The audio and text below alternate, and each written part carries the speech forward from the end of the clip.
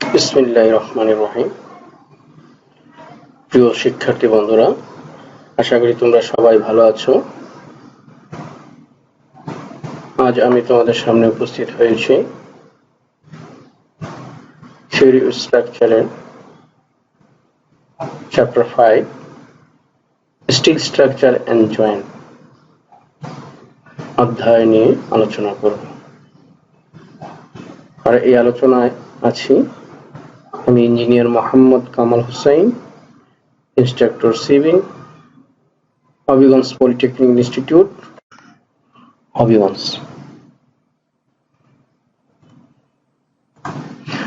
তো বন্ধুরা, আজ আলোচনায় যা থাকছে স্টিল স্ট্রাকচার কি, বিভিন্ন প্রকার স্টিল স্ট্রাকচার সম্পর্কে ধারণা, জয়েন্ট এবং কানেকশন কি, কোল্ড রোল এবং বিল্ট আপ সেকশন সম্পর্কে ধারণা, প্রিফেব্রিকেটেড বিল্ডিং কি, রিবেট পিচ কি, জোড়ার প্রয়োজনীয়তা কি, জোড়া বা জয়েন্টের শ্রেণী বিভাগ, রিবেট জয়েন্টের কর্মদক্ষতা, রিবেট জয়েন্টের ব্যর্থতা সমূহ, রিবেট জয়েন্ট সম্পর্কিত বিভিন্ন সমস্যা সমাধান সমূহ। এক এক করে আসো আমরা শুরু করি। প্রথমে আমরা জানি স্টিল স্ট্রাকচার কি। বর্তমানে স্টিল একটি বহুল ব্যবহৃত ধাতু, যাহা ঘর বাড়ি, বিভিন্ন ইন্ডাস্ট্রি অর্থাৎ শিল্প কারখানা, তারপরে বিদ্যুতের টাওয়ার, মোবাইল ফোনের টাওয়ার ইত্যাদি তৈরিতে ব্যবহার করা হয়। আর স্টিল স্ট্রাকচারের সংজ্ঞাটা হলো স্ট্রাকচারাল স্টিলের উপাংশ সমূহকে একত্রে ধারাবাহিকভাবে সংযুক্ত করে পরস্পরের সমন্বয়ে বহিঃস্থ লোড বহন এবং দৃঢ়ভাবে অবস্থান করতে যে ধাতু নির্মিত কাঠামো তৈরি করা হয় তাকে স্টিল স্ট্রাকচার বলে।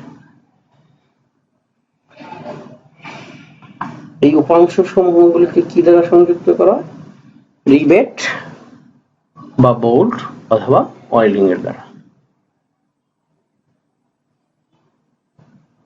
ব্যবহারের কথা প্রথমেই বলেছি।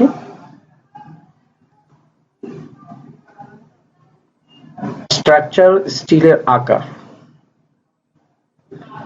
আমরা যে সকল উপাংশ সমূহ ব্যবহার করব তার একটি নির্দিষ্ট আকার। কিছু কিছু আছে যে ইন্ডাস্ট্রিতে সরাসরি তৈরি হয়, আবার কিছু আছে ওই ইন্ডাস্ট্রিতে তৈরিকৃত গুলো বিভিন্নভাবে শেপ দিয়ে তৈরি করে ব্যবহার করা হয়। এখানে নির্দিষ্ট কতগুলো শেপ দেওয়া আছে।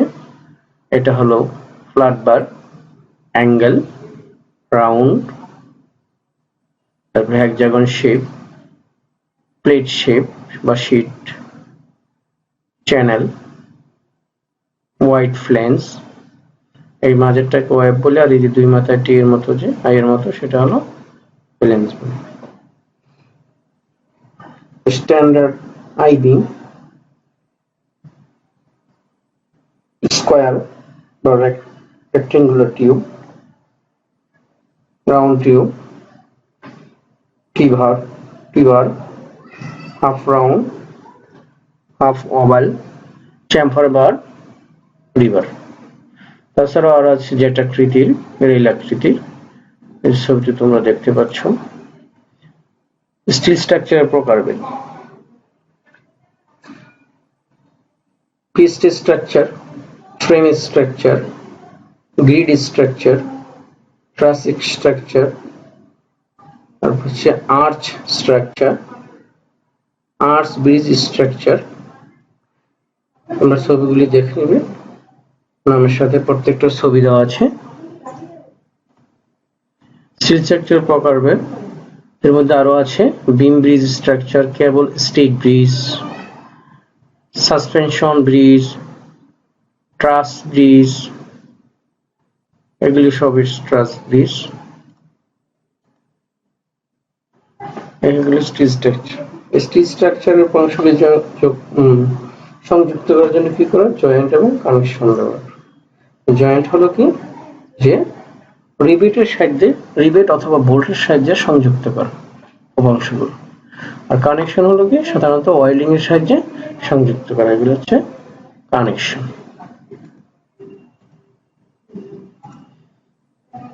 কেন জয়েন্ট বা কানেকশন করার প্রয়োজন হয়?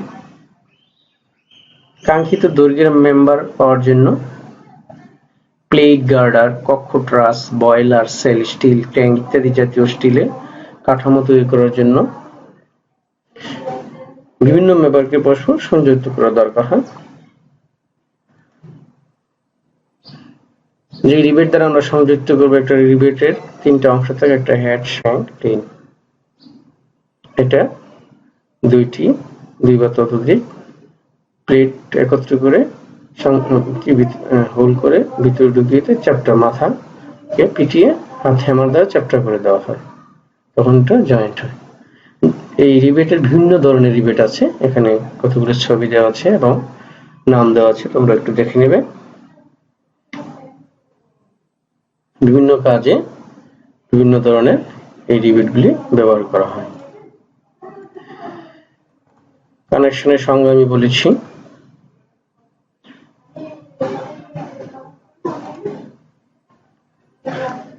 এবার আসি জয়েন্ট ও কানেকশনের মধ্যে পার্থক্যটাকে।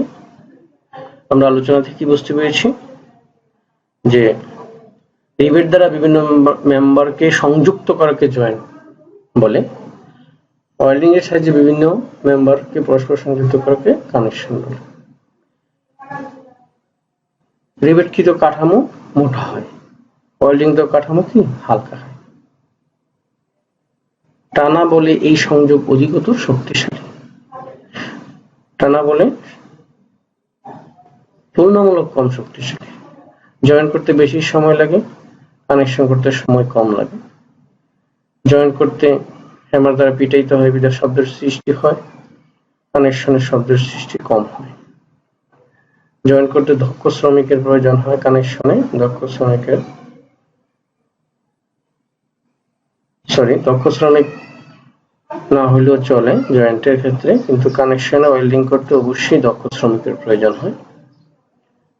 100% কর্মদক্ষতা পাওয়া যায় না, কানেকশনে 100% পাওয়া যায়। এবার আসি আমরা স্টিল স্ট্রাকচারের এটা কোর, রোল এবং বিল্ট আপ সেকশন।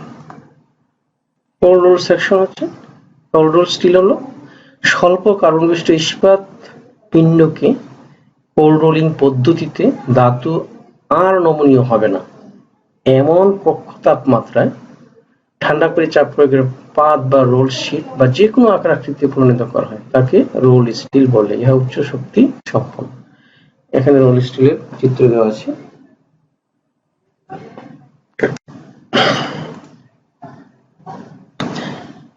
কোথায় ব্যবহার করা হয় role still?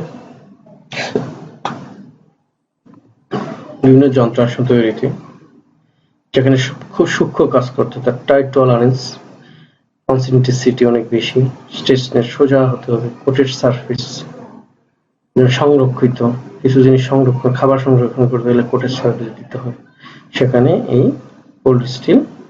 Cold roll still ব্যবহার হয়। তারপর বিদ্যুৎ উৎপাদন, খাদ্য সংরক্ষণ, সমতল গোলানে শীত তৈরি ইত্যাদি শিল্প কারখানায় ব্যবহার হয়। Built up section. Built up সেকশনটা হচ্ছে যে আদর্শ রোল স্টিল সেকশনকে একত্রে সংযুক্ত করে কিছু দূরত্ব পরপর সারি সারি ওয়েল্ডিং বা সরাসরি ওয়েল্ডিং বা স্টে প্লেট বা লেচিং এর সাহায্যে তৈরিকৃত নতুন আকৃতির একটা শেপকে বিল্ট আপ সেকশন বলা হয়। মনে করো এখানে দুইটা চ্যানেল আছে, দুইটা চ্যানেলকে একত্রে সংযুক্ত করে একটা আই আকৃতির শেপ বানানো হয়েছে। অনুরূপভাবে আরো অনেক শেপ দেওয়া যায়। যেখানে টান ক্ষমতা খুব বেশি প্রয়োজন, সেখানে কি করতে হয়, এই বিল্ট আপ সেকশন ব্যবহার করে টানের সক্ষমতা বৃদ্ধি করা হয়। স্ল্যান্ডারনেস রেশিও দৃঢ়তা প্রদানের সমর্থ না হলে এই বিল্ট আপ সেকশন তৈরি করা হয়। টানজনিত আচরণ বেশি প্রয়োজন হলে।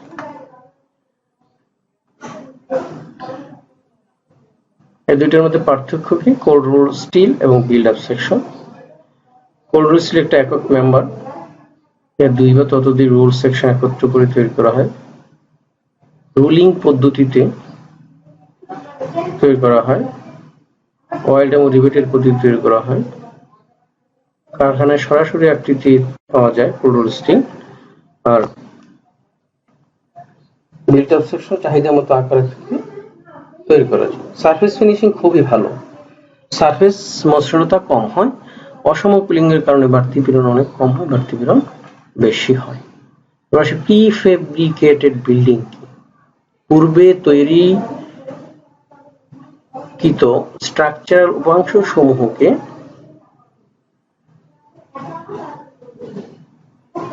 একত্রীকরণের মাধ্যমে পরিপূর্ণরূপে নির্মিত দালানকে প্রিফেব্রিকেটেড বিল্ডিং বলে।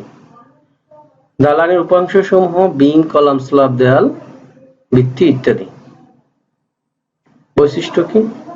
উপাংশ সমূহ সহজপ্রাপ্যতা হইতে হবে, ওজনে হালকা ও সহজে স্থানান্তর করতে হবে, সেকশন বা আকার আকৃতি সীমিত পর্যায়ে রাখা যায়, থার্মাল ইনসুলেশন ও শব্দ প্রতিরোধ গুণ সম্পন্ন হতে হবে, যে কোনো আবহাওয়া টেকসই, নির্মাণ খরচ কম হবে। প্রিফেব্রিকেটেড বিল্ডিং আবার 2 প্রকার, একটা হচ্ছে মডুলার বিল্ডিং আর একটা হচ্ছে প্যানেলাইজড ফ্যাব্রিকেশন।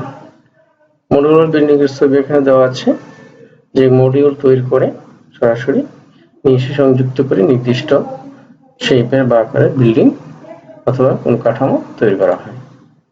প্যানেলাইজড ফ্যাব্রিকেশন সেম জিনিস, প্যানেল ছোট ছোট প্যানেল তৈরি করে একটি বড় করা হয়, ফ্রেম তৈরি করা হয়, ফ্রেম করে এখানে একটা নির্দিষ্ট আকার দিয়ে স্ট্রাকচার নির্মাণ করা হয়। ছবিগুলি দেখো তোমরা ক্লিয়ার বুঝতে পারবে। প্রিফেব্রিকেটেড বিল্ডিং এর বিভিন্ন অংশ এখানে একটা চিত্র দেওয়া আছে, বিভিন্ন অংশের নামও দেওয়া আছে, এগুলি তোমরা একটু দেখে নিবে। এখানেও সেম।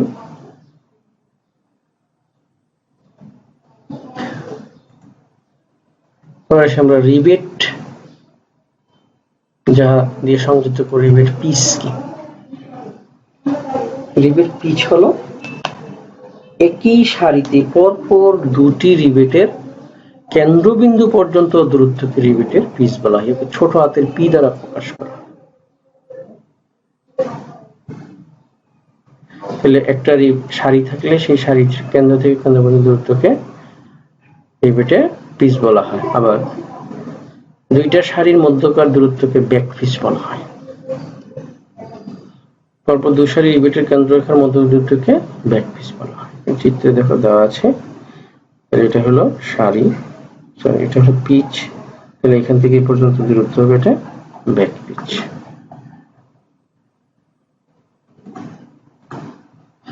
জোড়ার প্রয়োজনীয়তা কি? হালকা ওজনের যন্ত্রাংশ যেমন চ্যানেল, টি এবং আই বিম তৈরিতে, বয়লারের প্রেসার ড্রাম, রিফাইনারি শেল, মালবাহী কার্গো এবং জাহাজ তৈরিতে ব্যবহার হয়।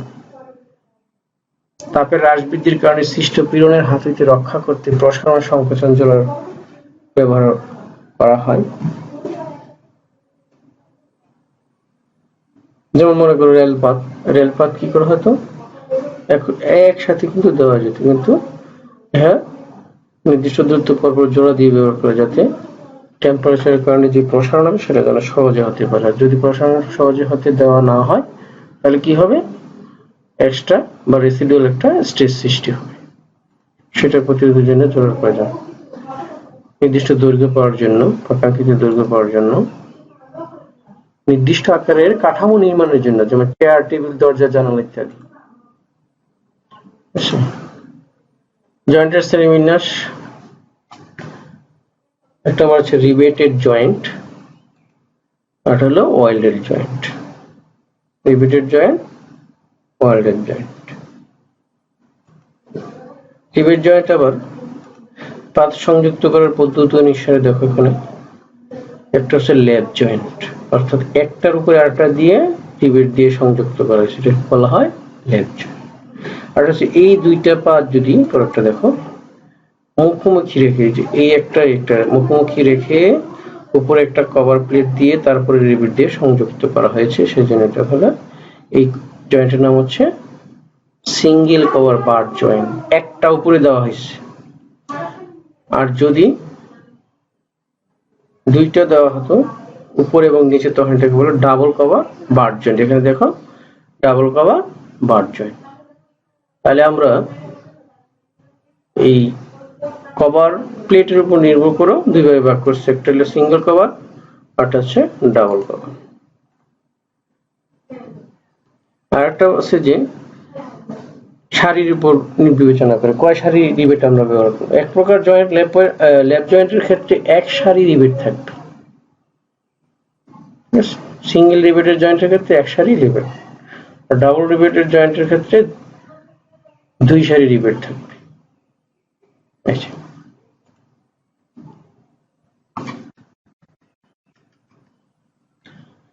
ডাবল রিবেটেড জয়েন্ট দুই সারি।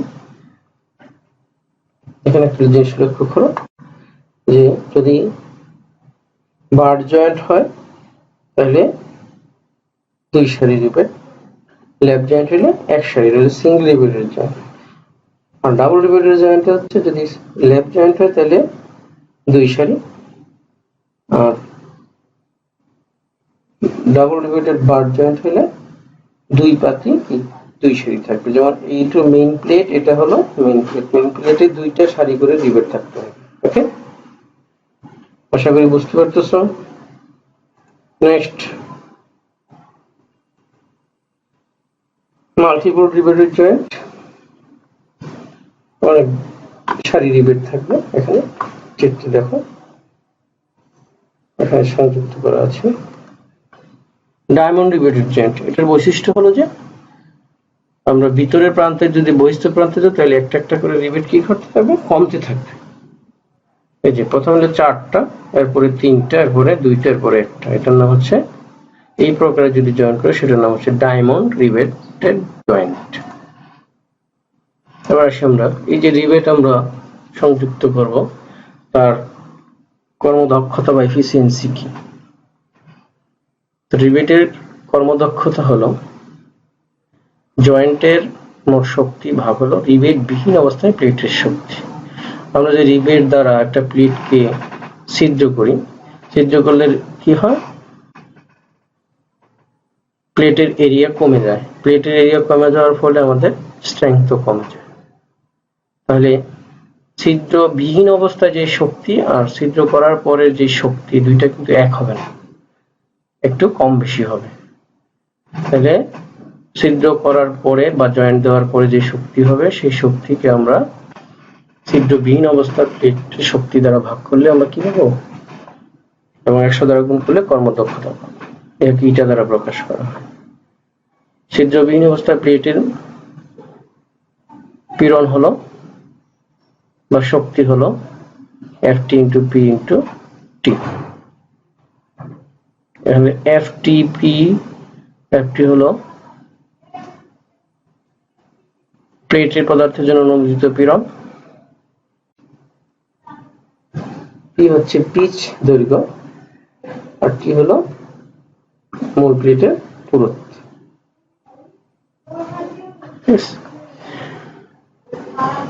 একটা রিবেটের তিন ধরনের শক্তি আছে, একটা শিয়ারিং, বিয়ারিং, একটা হলো একটা জয়েন্টের তিন ধরনের শক্তি আছে, শিয়ারিং, বিয়ারিং এবং টিয়ারিং।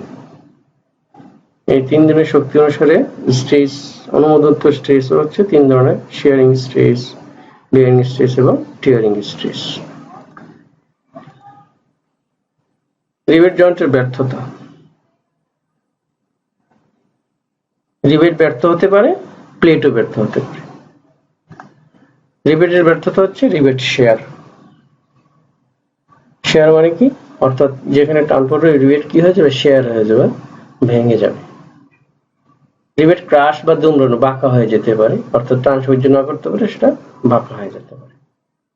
এই যে এখানে দেখো এটা হলো শেয়ার, এখান থেকে এটা এখানে চলে গেছে, অর্থাৎ এই বরাবর কেটে গেছে, এটা হলো শেয়ার। আর এটা হচ্ছে দুমড়ানো বা ক্রাশ। ঠিক আছে,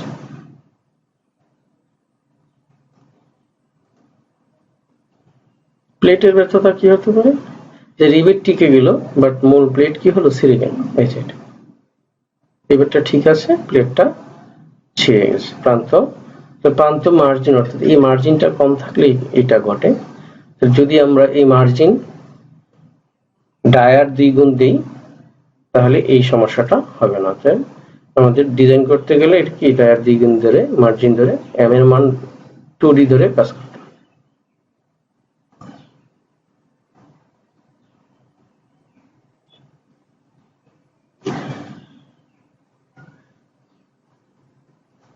রিবেট ছিদ্রে সারি বরাবর প্লেট ছিঁড়ে গেলে কি হয়, রিবেট জয়েন্ট ব্যর্থ হয়। এই যে এই সারি, এখান থেকে এখান থেকে এখানে পিচ বলে, পিচ দৈর্ঘ্য কম হলে এই সারি কি হয়েছে, ছিঁড়ে যায়। পিচ দৈর্ঘ্য আমাদেরকে নির্দিষ্ট নিয়মে দিতে হবে। ডিজাইনের নিয়ম হচ্ছে যে ডায়ার যদি 2.5 থেকে 4 গুণ পরিমাণ পিচ দৈর্ঘ্য দেয় তাহলে এই সমস্যা হবে না। আর এটা হচ্ছে রিবেটের কর্ণ বরাবর, একটা রিবেট থেকে একটা রিবেট কোনাকুনি যে কর্ণ আছে, এই কর্ণটা বরাবর রিবেট ছিঁড়ে যেতে পারে। কর্ণ যদি আমাদের ব্যাক পিচের 75% অর্থাৎ 3/4 গুণ দেওয়া হয় তাহলে আমাদের এই কোনাকুনি প্লেট ছিঁড়বে না। জয়েন্টের ব্যর্থতা আমরা কিভাবে দূর করবো, আমরা একটু আগে আলোচনা করেছি কি, যে এভাবে পিচ যদি 2.5 থেকে 4 গুণ দেওয়া হয় রিবেটের ব্যাসের তাহলে ফেল করবে না। তারপর ডি এর মান 1.9√/2 ধরা হয়, ধরলে এটা ঠিক থাকবে। তারপরে ব্যাক পিচের 3/4 বা 75% যদি আমরা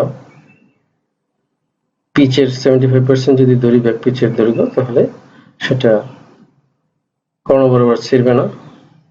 আর মার্জিন ব্যাসের দ্বিগুণ রাখলে সেটা প্লেটের প্রান্ত ছিঁড়বে না।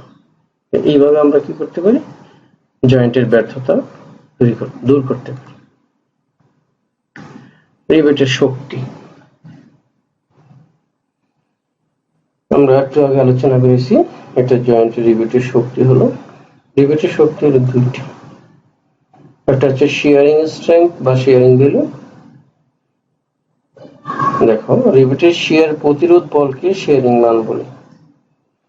এখানে এই শিয়ার, এটাকে যখন এই প্লেটটাকে যখন টানা হচ্ছে তখন এই যে রিবেটটা আছে তখন এই রিবেটটা কি হয়, এই যে এই প্লেট এবং এই প্লেট এখানে দুইটা প্রান্তে ছিঁড়ে যেতে পারে। যে তোমাদের এই কালার দিয়ে দেখানো হয়েছে, পিঙ্ক কালার দিয়ে এটা ছিঁড়ে যেতে পারে, ঠিক আছে। এটা হলো শিয়ার। তাহলে এইরকম যদি থাকে, ডাবল কভার জয়েন্ট যদি থাকে তাহলে কটা শিয়ার হবে এখানে, একটা দুইটা। সিঙ্গেল কভার হলে কটা হতো, একটা, ঠিক আছে। একটা রিবেটের জন্য একটা হতো, ডাবল কভার হলে একটা রিবেটের জন্য দুইটা শিয়ার হবে। তাহলে এখানে এই যে দেখো এন শিয়ারিং ভ্যালুর মান হচ্ছে PSNAS/FS। PS-টা কি, শিয়ার বলের পরিমাণ, এন হচ্ছে রিবেটের শিয়ার সংখ্যা, ওই যে আমি যেভাবে চিত্রে দেখাইলাম সেভাবে এটা এন এর মান নির্ণয় করতে হবে। AS হচ্ছে শিয়ার এরিয়া, মোট শিয়ার এরিয়া বেরোবে এখানে এন দিয়ে গুণ করলে। তারপরে FS রিবেটের পদার্থ অনুযায়ী, অর্থাৎ রিবেট যে পদার্থ দিয়ে তৈরি হবে তার অনুমোদনযোগ্য শিয়ার বেরোবে। আর ডি হচ্ছে কি রিবেটের ব্যাস। এবার বেয়ারিং মান, বেয়ারিং মানটা একটু লক্ষ্য করা চিত্রের মধ্যে, যখন টান দেওয়া হবে তখন রিবেট সরাসরি মূল প্লেটের যেই এরিয়াটু এর মধ্যে টানটা পড়বে সেটা হলো বেয়ারিং মান। তাহলে এখানে দেখো এই যে লক্ষ্য করো, এইটাকে যদি এখানে সেকশন কাটি তাহলে এরকম দেখো এখানে এই এরিয়াটুকু, যেটা সাদা সাদা এই এরিয়াটুকু হলো কি বিয়ারিং এরিয়া, এই বিয়ারিং এরিয়া মান হচ্ছে কি এখান থেকে পর্যন্ত ডি রিবেটেড ডায়া, আর থিকনেস কত টি, তাহলে ডিটি। এখন যতটা সেকশন পাবো আমরা ততটা n দিয়ে গুণ করতে হবে। n এর মানটা এখানে এই ফিগার, এরকম ফিগার থেকে নিতে হবে, ঠিক আছে? তাহলে বেয়ারিং ভ্যালু হলো n ab fb equal to n dt fb, ab সমান হচ্ছে dt। n টা কি? pb হলো বেয়ারিং বলের মান, n হলো রিভেটের ব্যাস সংখ্যা, ab হলো dt আর fb হলো রিভেটের পদার্থ অনুমতির জন্য বেয়ারিং ভ্যালু, আর d হলো রিভেটের ব্যাস, আগে আমরা জেনেছি। t হলো মূল প্লেটের পুরুত্ব।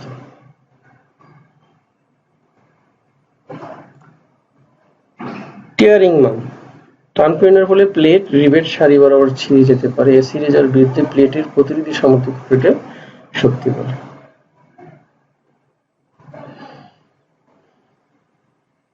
টিয়ারিং বল হচ্ছে মূল ফর্মুলা হচ্ছে PT equal to AT FT into সমান এই ATটা কি? পিচ দৈর্ঘ্য মাইনাস রিভেটের ব্যাস ইনটু হলো T, ঠিক আছে? PT হলো প্লেটের চিহ্ন অর্জনের প্রয়োজনীয় টান বল, AT হলো P minus D into T। যদি ব্রেথ দেওয়া থাকে, এটার ব্রেথ দেওয়া থাকলে এই AT হলো কি B minus ND into T। N হচ্ছে এখানে ফিগার থেকে নির্ণয় করতে হবে কত জায়গা কতটা রিভেট আছে, ঠিক আছে? যতটা রিভেট আছে ততটা। T তো পুরুত্ব।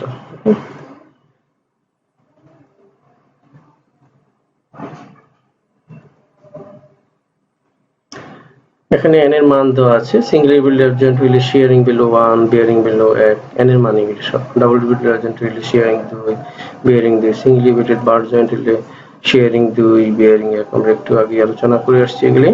ডাবল রিভেটেড বার জয়েন্ট হইলে 4, 2 এরকম, ঠিক আছে? আমরা এখন দুইটা প্রবলেম করব।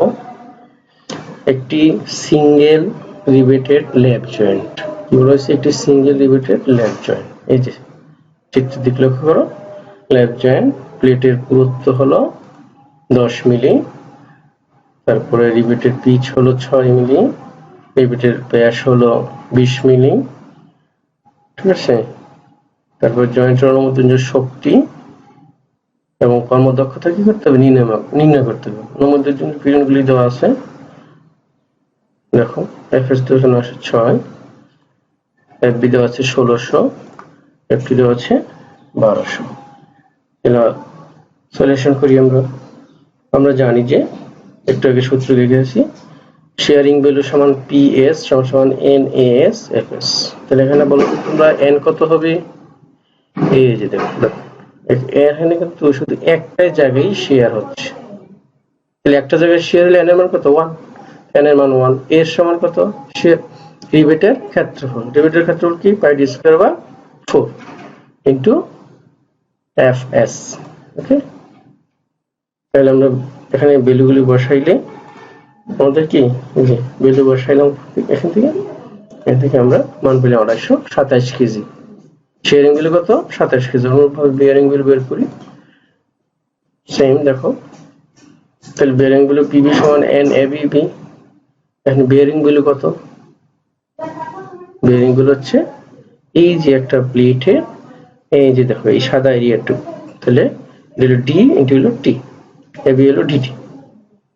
n তো একটা রিভেট, এখানে একটাই এক জায়গায় বেয়ারিং হবে, অর্থাৎ DT ইনটু 1 ইনটু FB। এখান থেকে এই মান ভ্যালু বসে আমরা পাচ্ছি 3200 কেজি। এবার টিয়ারিং ভ্যালু ফর্মুলা কি? T minus D into T into FT, এটা থেকে আমরা পাচ্ছি 4800 কেজি ভ্যালু বসে। তাহলে এখানে দেখো আমরা যে শেয়ারিং, বিয়ারিং এবং টিয়ারিং ভ্যালু পাইলাম, এখানে সবচেয়ে কম যে ভ্যালু হবে সেটা হবে এই জয়েন্টের শক্তি। তাহলে এটা হলো 2827 KG. Minimum value of above লেখা আছে। এফিসিয়েন্সি কি বলছিলাম? প্লেটের মোট শক্তি দ্বারা যদি আমরা জয়েন্টের শক্তিকে ভাগ করি তাহলে আমরা কি এবং 100 দ্বারা গুণ করলে আমরা এফিসিয়েন্সি পাবো। এটা হলো ফর্মুলা আমরা দেখে আসছি। তারপরে P সমান সমান FT PT, ঠিক আছে? FT PT, FT হলো অনুমোদনযোগ্য প্লেটের পীড়ন, P হলো পিচ আর T হলো এখানে মূল প্লেটের পুরুত্ব। এটা করলে আমাদের আসে কত? দেখো এই মান বসে, এটার মান দেখুন ক্যালকুলেশন গুলো আসছে 39.26%। তাহলে এটা আশা করি তোমরা ক্লিয়ার বুঝতে পারছো। নেক্সট প্রবলেম একই নিয়মে দেওয়া আছে আমাদের এগুলি, দেখো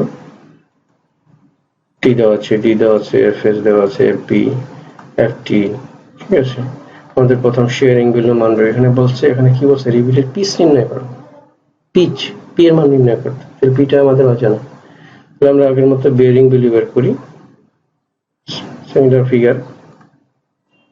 এখানে মান একটু আগে বুঝিয়ে আসছি, মান বসাইলে আমাদের আসে কত, দেখো 3801.33 কেজি। এবার বিয়ারিং ভ্যালু সেম আগের মতো 3200 কেজি ভ্যালু বসাই। তাহলে এখন আমাদের যেহেতু পিচ দৈর্ঘ্য বের করতে হবে, আমরা টিয়ারিং এ যদি যাই তাহলে কিন্তু আমাদের পিচ ভ্যালুর দরকার আছে সূত্রের মধ্যে, ঠিক আছে। তাহলে দেখো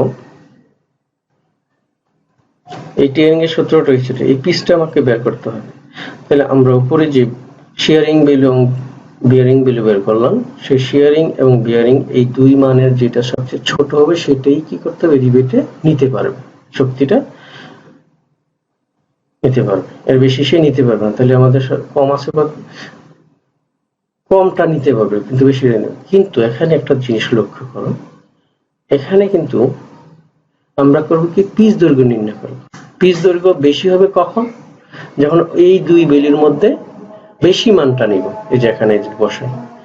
কারণ হচ্ছে যদি কমটা নেই তাহলে পিচ দৈর্ঘ্য কম আসছে, কম আসলে কি হবে, যখন বেশি মান আসবে অর্থাৎ এটা দিয়ে তখন কিন্তু ফেল করবে। এই জন্য এই দুই ভ্যালুর মধ্যে যেটা সবচেয়ে বেশি, এটা ম্যাক্সিমাম ভ্যালু হবে, এটা ম্যাক্সিমাম ভ্যালু লিখবো আমরা।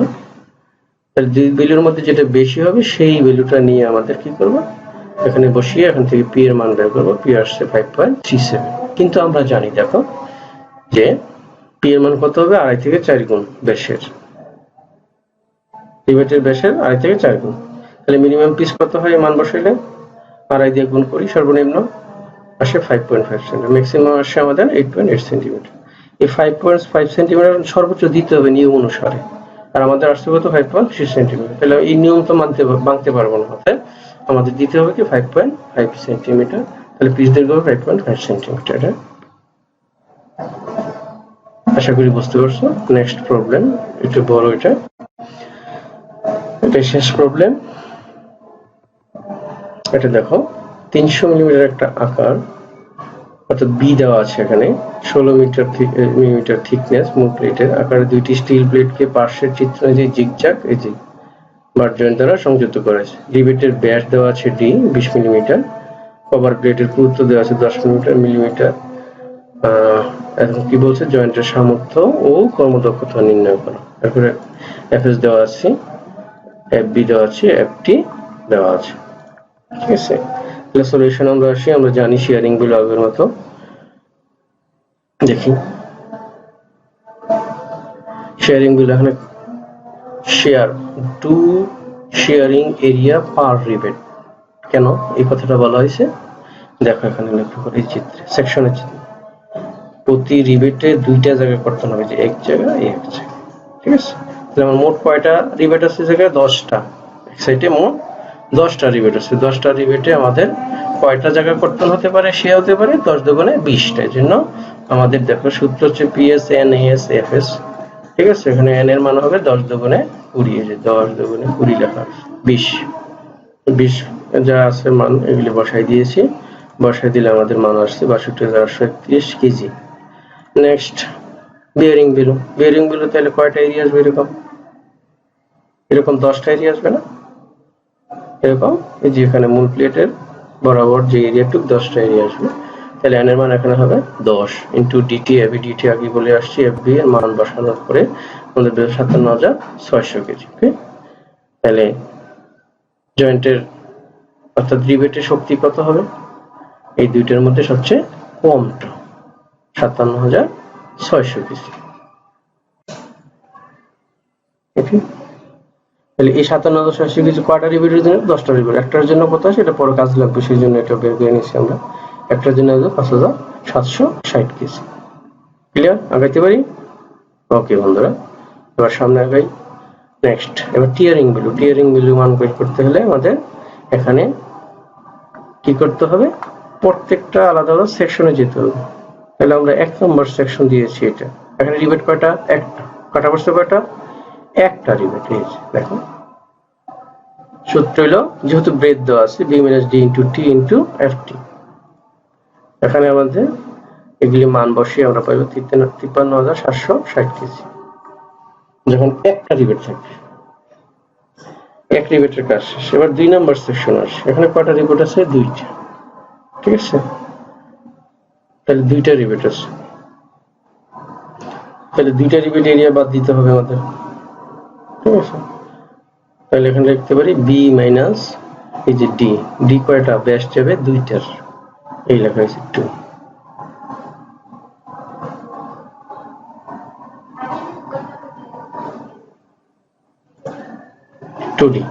Into t।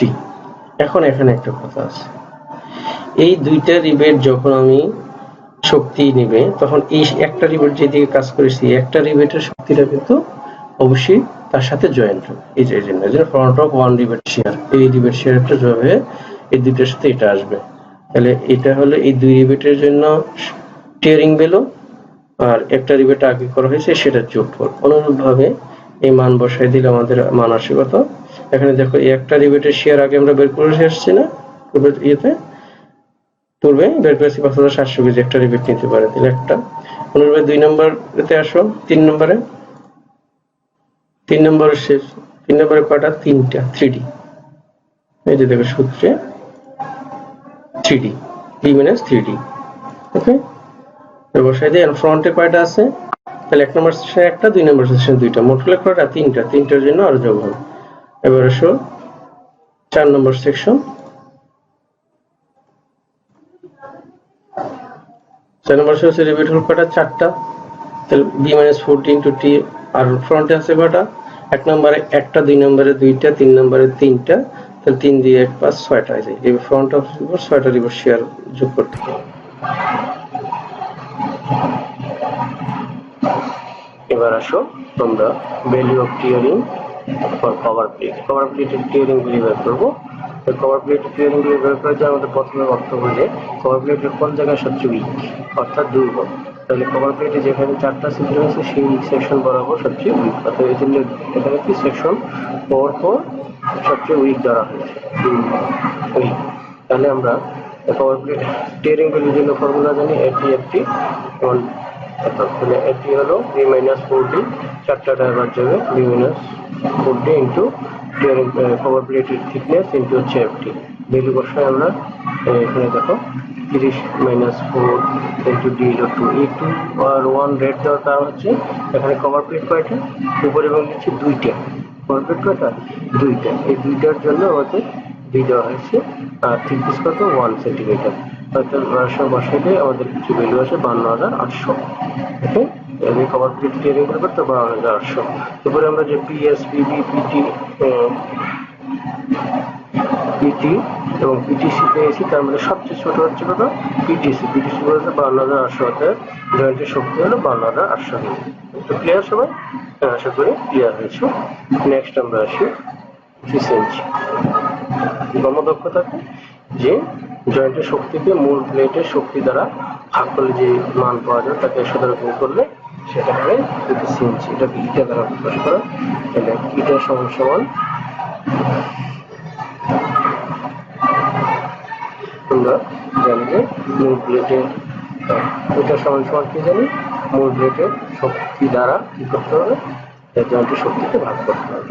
তাহলে মূল প্লেটের শক্তি কত, তো মূল প্লেটের শক্তি স্ট্রেংথ অফ মেইন প্লেট সমান হচ্ছে ab into t into t, area of মূল প্লেট ab, অর্থাৎ প্লেট হচ্ছে 30, থিকনেস হলো 1.6, আর ft হলো 1200, তাহলে 57,600। তাহলে আমাদের স্ট্রেংথের শক্তি হলো 52,800 আর মূল প্লেটের শক্তি হলো 57,600। তাহলে এই ইটা সমান কি হবে, যে জয়েন্টের শক্তিকে মূল প্লেটের শক্তি দ্বারা ভাগ করলে আমরা কি পাবো, এবং 100 দ্বারা গুণ করলে ইটা পাবো।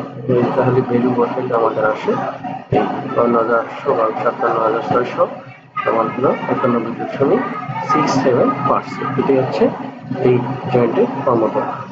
আশা করি এই প্রবলেমটা বুঝতে পেরেছ। ওকে, তাহলে সবাইকে ধন্যবাদ। পরবর্তীতে আমরা ওয়ার্ল্ড কানেকশন নিয়ে আলোচনা করবো ইনশাল্লাহ। আশা করি সবাই অংশগ্রহণ করবে। ওকে, আল্লাহ হাফিজ।